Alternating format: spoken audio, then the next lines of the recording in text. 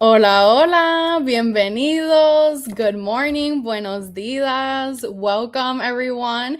We are so excited for today's Cafecito con HACE. Thank you for joining us. We would love to see your love in the chat. So please feel free to comment throughout the conversation today. And we're super excited to dive into our conversation. Before we do so, a little bit more about who we are, the Hispanic Alliance for Career Enhancement, or HACE. And our mission is to positively impact workplaces by cultivating the pipeline of talent. We do that through providing insight, access, and support for individuals to be successful in their careers. So thank you for joining us for Cafecito con HACE, our second one of the year. Super excited to continue to engage with our network. And those of you who are not usually part of our network and are joining for the first time, we welcome you to our Cafecito segment. We'd love to see you in future Cafecitos.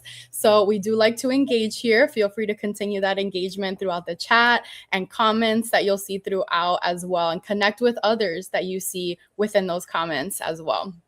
So going into some announcements that we have before we dive into today's conversation, a little bit about what we have going on at HACE coming up in a couple weeks. I can't believe it, but it's going to be February. Crazy. Next week, we're going into February already. So into February, we have our coaching corner coming up on February 19th. That is a great opportunity for folks in our network to be given some career coaching, one-on-one individualized support from a coach that can help and guide you through whether it's a career transition, thinking about interview skills, thinking about that next step in your career, whatever that may look like at this stage. So definitely encourage you to sign up for any of those coaching corner slots. We have multiple time slots available throughout that day. So we'd love to have you join us for that if you're interested in getting some of that guidance.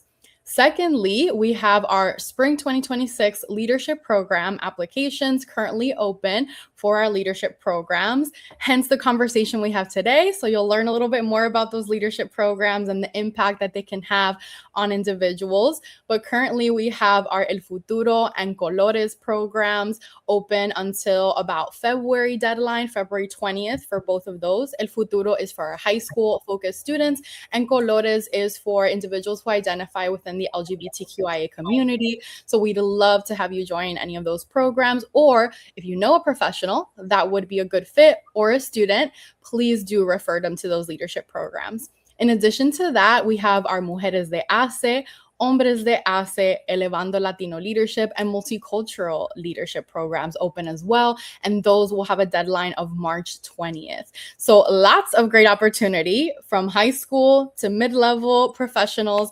We'd love to have you join any of those leadership programs, as we're still in the middle of starting the year where we can say Happy New Year still. So still time to think about those New Year's resolutions. As we're starting off the year, it'll be a great way to continue your professional development, a great way to grow in whatever direction you're currently at in your career. So definitely encourage you to look further at those leadership programs and or refer a friend, a professional that you may know in your network as well to any of them.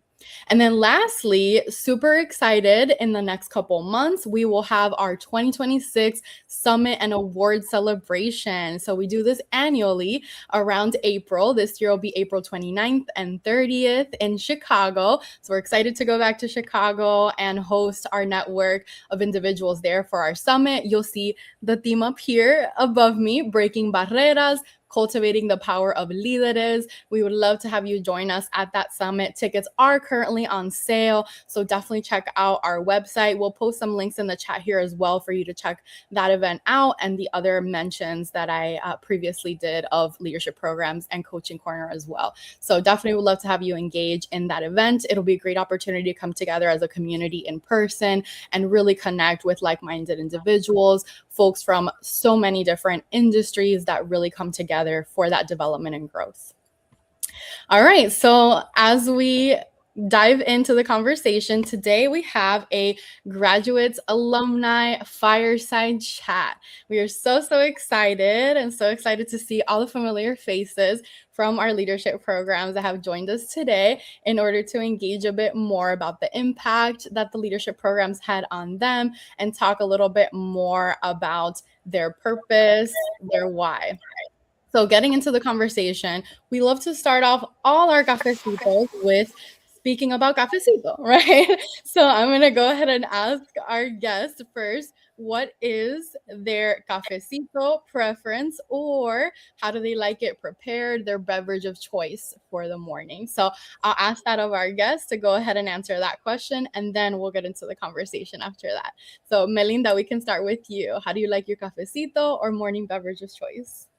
I am team agua all the way. Your girl has summer goals, so we're drinking lots of water over here. Awesome, awesome. I am also team agua, so I'm right on board with that train. Ada, how about you? So if I'm gonna do cafes, cafe con leche, of course. Preferably Spanish coffee. And then recently, a few months ago, I woke up one day and was like, you know what, I want to try matcha. And so I've been on this kind of matcha journey of figuring it out. And it's been interesting, but I like it. So when it just depends the day. Depends the day I'm having. I'm either gonna do matcha or I'm gonna do like a double espresso of like cafe yaucono or something, and then I'm good for like 4 days. So You got the best of both worlds there. You got a yeah, little bit of everything. yeah, extremist. It's got to be real mellow or it's on fire. That's Amazing. All right, Taylor, how about you? So I'm not a big coffee person, but a nice hot green tea with a little bit of honey will do me right, especially during this winter cold. It's been pretty rough here in Chicago, but also I do enjoy a matcha every now and then as well. It's like either. good Okay, job. so we got some variety. We got some variety in the room. Thank you all for sharing. And Taylor, to your mention, hence why I'm wearing a coat today. It's very cold for sure. So I'm bracing the winter as well. Thank you all for sharing that. And please, to our audience, go ahead and share, what is your beverage of choice? How do you like your cafecito? If you have cafe in the morning, tell us. We'd love to hear from you as well. All right, so getting into our conversation for today, we're going to start with Melinda. So, Melinda, going to you as the founder of Thai Phoenix Consulting, a multi service leadership development firm. So excited to see that you have over 18 years of learning and development expertise within your work, and have definitely partnered with multiple Fortune 500 companies and nonprofit organizations to really build those inclusive cultures and advance underrepresented talent.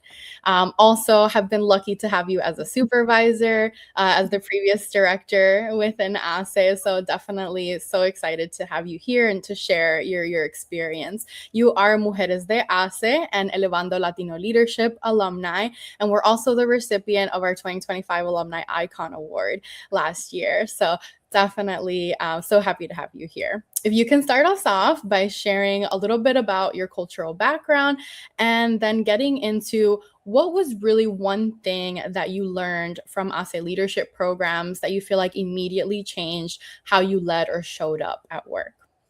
Ooh, good question. So I'm a proud dummy Rican, as my family calls me. So Dominican and Puerto Rican, originally from New York, and now out here in Tennessee, and proud first gen.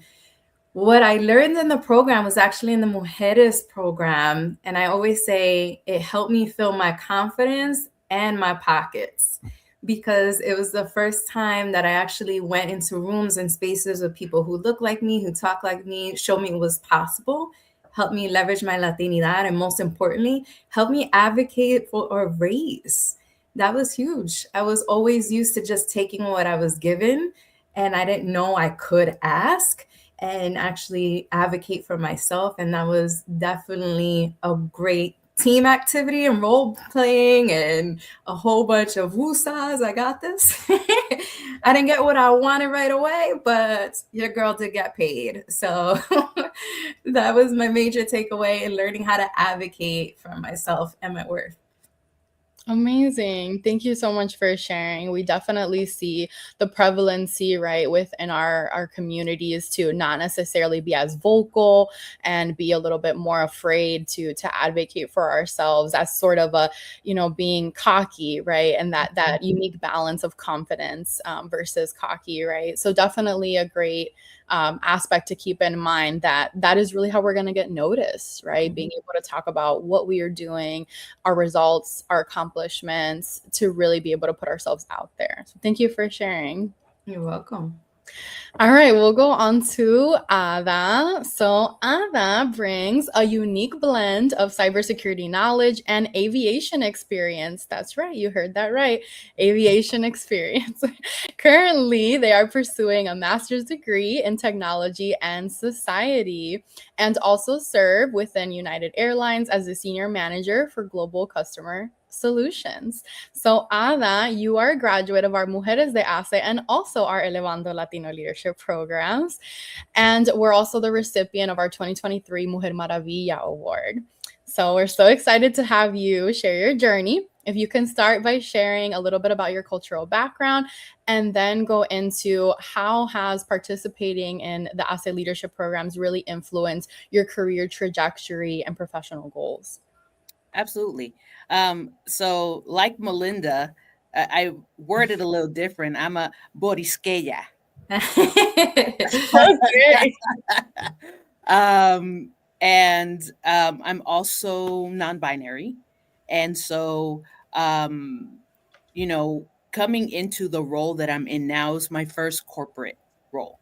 I came from operations, you know, where you're, you know, elbows deep in chaos, and it's very, you know, structured in that, you know, you show up, you have some directions, you get it done. And so I think coming into the Mujeres de HACE program really helped me understand that I have to kind of lean into the superpower that is my Latinidad, where in the beginning it was very much trying to kind of assimilate because I was the only Latine person, non-binary person, you know, in the space that I was in, and so I didn't.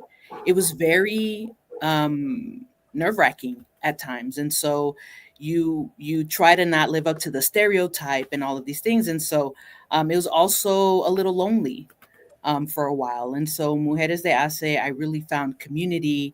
I met these amazing women that were killing it in their own space, and at the same time having some of the same kind of issues, you know, about how they show up. And so I think the biggest thing that first cohort of HACE did for me was help me build confidence and to really lean into my authenticity, to show up how I am, to own it, you know, and to not be scared to, like, you know, Melinda said, and you've said, you know, to advocate for myself, advocate for other people.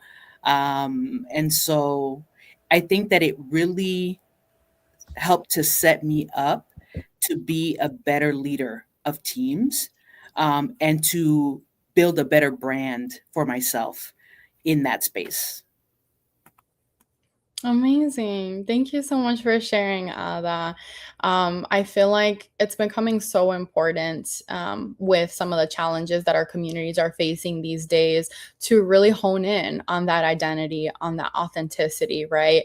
And not back down from being who we are and being able to have that make us stronger and more united as a community. So thank you for sharing that story in that we are doing that and we are moving the needle forward for our communities and stepping into that power. Absolutely. All right, Taylor, you're up. So Taylor, a little bit more about you. You're currently serving as a program director with I9 Sports, supporting development and helping kids succeed in life through sports. As a coach, motivational speaker, teacher, and youth advocate, definitely passionate about empowering young people. So we're excited to have you as our Hombres de HACE alumni. So thank you for joining. And then you also, through Common Purpose, received the Global Legacy Award winner as well. So welcome, Taylor. Tell us a little bit more about your cultural background. And then if you can share in what ways our HACE leadership programs help you better understand your leadership style. Absolutely. So I have family origins in Belize, but I am born and raised in Chicago, lived all over, but currently reside in Chicago. But for me, the conversations and vulnerable conversations, I should say, that occurred in the Hombres de Hace program really forced me to self-reflect on how, my upbringing, cultural values, machismo affects my leadership, my personality, and really reflecting on the person that, I want to be in the workplace as a leader. And so really doing that insights discovery assessment, being able to understand, my tendencies, my bad tendencies, and it was very direct and really helped me to think about who is the leader that I want to be, and in managing over 30 people, I want to make sure they all feel important. And so sometimes I thought like, okay, I'm very solutions based. I put a lot of systems in place as well so that my staff feels supported. Everybody knows where everything is,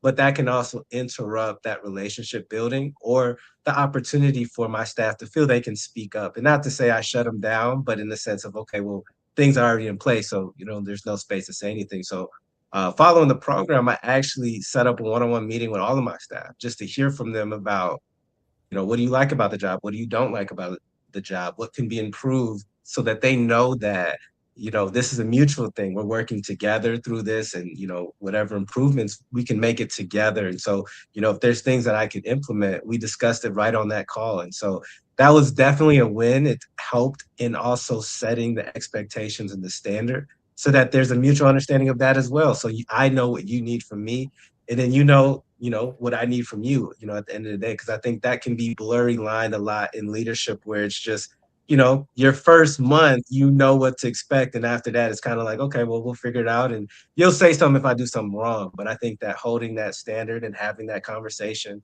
and also just taking the time to listen, being solution oriented, I immediately want to go to solution and not hear everything, about, what's going on that's not helpful. And so I think that it allowed me to really reflect on that and take a step back and say, okay, what are you feeling? How can I support it? And knowing that they know that we're in this together. It's not just about me, even though I'm the leader in this program. Amazing. Thank you for sharing, Taylor.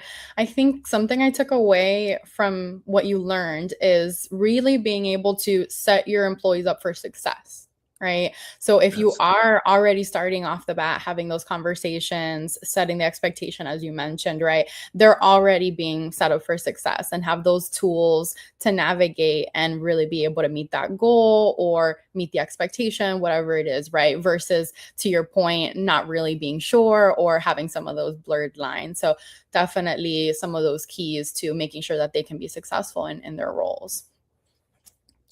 All right, amazing. Well, thank you all for sharing. Definitely want to share a little bit more with our audience just about our leadership programs in general, as we have some overall representation here from a little bit of everything. So as you all heard at the beginning, we do have our Spring 2026 leadership program applications open currently. You've heard from a variety of our Mujeres de HACE, which is tailored to our women leaders, Latina leaders, and multicultural professionals. So definitely thinking about those themes around advocacy, as Melinda mentioned, negotiation, about self-reflection, about your cultural values is something we infuse into all of our programs as well within that sort of entry-level phase as you're getting into that career space. It's partner program, Hombres de HACE, which Taylor mentioned a bit as well. In that same vein, being able to think about from the lens of your Latinidad, those cultural values for our hombres in our community. And Taylor also mentioned those vulnerable conversations that we don't often have, right? So being able to have that community and that space, all of our cohorts have that community space where you can really dive deep into some of these themes and topics that we're discussing and have a community of support behind you as you do that.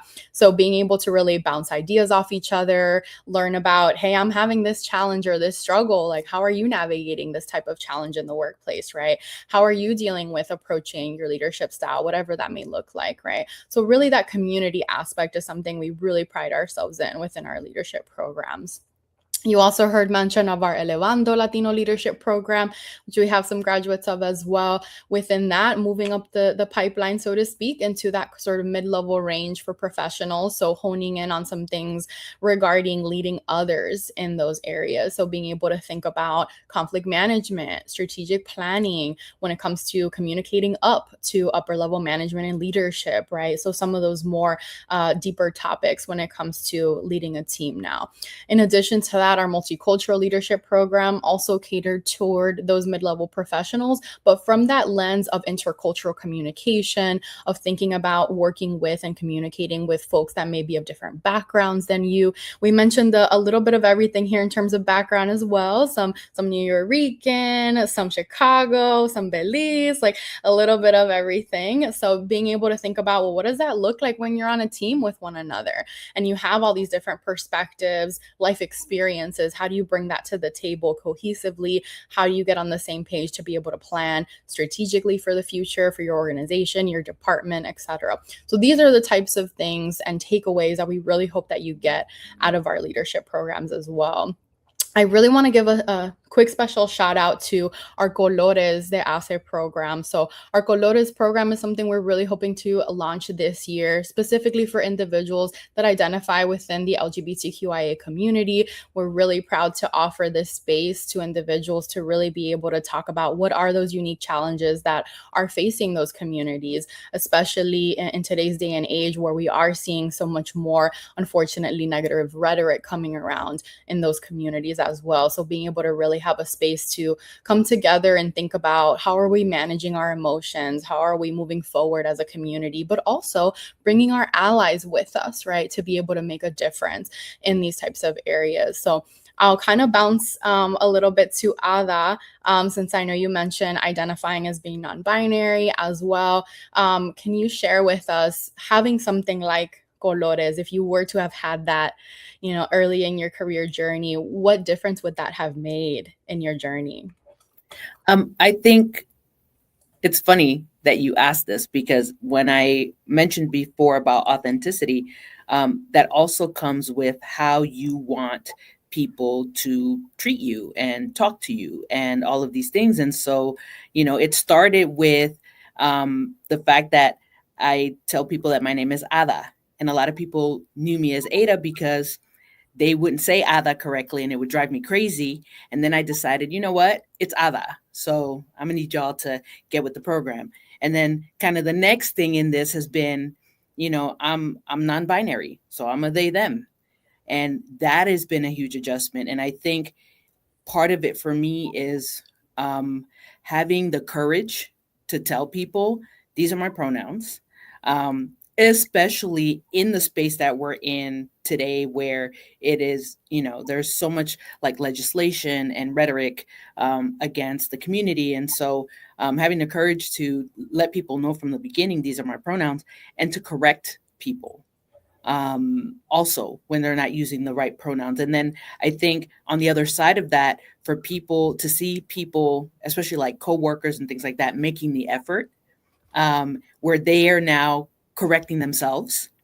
They catch it, when they're talking to me, and they'll like, oh, I'm so sorry, and they'll correct it. And so I think that, having a place that kind of teaches you how to navigate some of these spaces where you don't have that experience, where you might not feel comfortable, you don't know how to, approach some of these conversations. And again, having people that you can talk to that might be having similar experiences or that have really good perspectives on how to kind of move forward in a way that's healthy and productive. And so, it sounds like you're inviting me to another cohort for Colores. I don't know, that's what I heard. That's what I heard. No sé. We may or may not have a spot. We will have to take a look, but definitely encourage you. Yes, we would love to have you. Absolutely. Thank you for sharing that background. Definitely important for us to continue creating those spaces. And as you mentioned, to really be able to step into your authentic self and be able to own that, right, in a positive light. Taylor, I want to come back to you. Something you had mentioned in your response about the program was related to vulnerability and having vulnerable conversations within the Hombres cohort and community. How important was that within your program experience? How do you think that impacted you?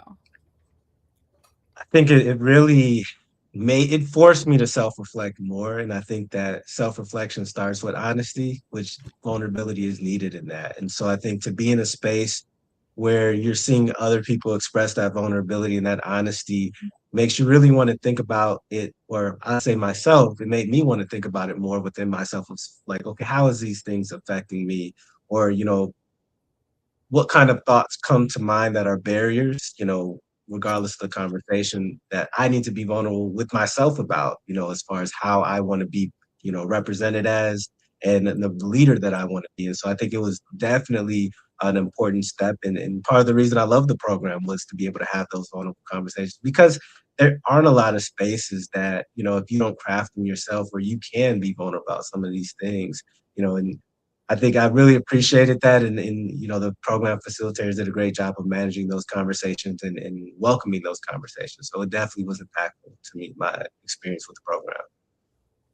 Amazing. Thank you for sharing. I definitely think, as you mentioned, because there aren't a lot of spaces, and the other part of it is that we move so fast, right? We're like, go, go, go, next to do, right? So we don't often stop and really reflect, right? Like, how is this impacting me? How am I feeling about this situation right now? Because we're on to the next thing. So being able to really stop and have that space where you can talk openly and also reflect, to your point, is so transformative, right? All right, Melinda, we'll come back to you. So you shared a little bit about the fact that you were able to be more of an advocate for yourself because of your leadership program experience. Is there any particular example that you can share of how that played out within your professional career and how that helped you? Aside from getting more money, what helped me was the program lead, the coaches, and even my cohort members, that we did a lot of role playing. So it was good just to even practice getting rejected, the no, not yet, getting that space to even just feel confident enough. Even dealing with my nervous system, bubble guts, nerves, just to even ask. We did all that, and I transferred into practicing in the mirror and woosah, and all of that just made me realize the rehearsal, the community, the why. So it was a good experience, and not even just negotiating, but in everything, even just showing up for myself today, it's the same thing. Looking at the mirror, deep breathing, practicing. So it's all those other things, texting friends or cohort members, just to have that support. So you're not feeling like you're alone and you're by yourself. And if you are, you got this. So that was definitely big skills of practice. Everything could be learned. Amazing. Okay, so actually being able to put into practice the theory, right? Not just theory, but theory to practice, right? Being able to do that actively, so then you felt comfortable enough to do that on your own in a real life scenario. Yes. Awesome. Well, thank you so much for sharing. I appreciate all of your vulnerability, to go back to that, right? And being able to really have this space to share a little bit more about how those leadership programs impacted you. For our audience members, we will have this live stream later on available on our YouTube channel, and then still be able to be played back. So feel free to leave comments or additional questions that you may have for us within the recording, and then we can definitely follow up with you as well. For our guests, I'll ask you to share just one phrase to close us out, of if you can think of what limiting belief, right, that you had before your leadership program that you no longer carry, and tell me what's that phrase of that limiting belief that you no longer carry, and we'll close out with that. So I'll start with Ada.